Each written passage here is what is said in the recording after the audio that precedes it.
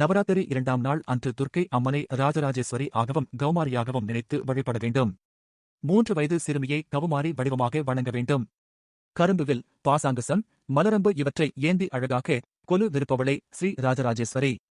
திதி துவிதியை. கோலம் கோதுமை மாவால் கட்ட கோலம் போட வேண்டும்.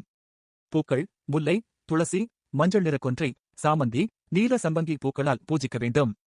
நைவேத்தியம் புளியோதரை, எள் பாயாசம், தயிர்வடை, வேர்க்கடலை சுண்டல், எள் சாதம் ஆகியவற்றில் முடிந்ததை நைவேத்தியம் செய்ய வேண்டும்.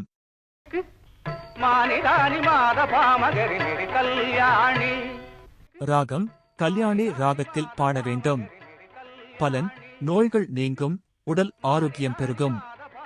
நவராத்திரியின் 2ஆம் நாள் இந்த மந்திரத்தை கூறி இந்த பொருட்களை நைவேத்தியமாக வைத்து துர்க்கை அம்மனை வழிபாடு செய்பவர்களுக்கு ஆரோக்கியமான வாழ்க்கை அமைவதோடு தொட்ட காரியங்கள் அனைத்திலும் வெற்றி கிடைக்கும்.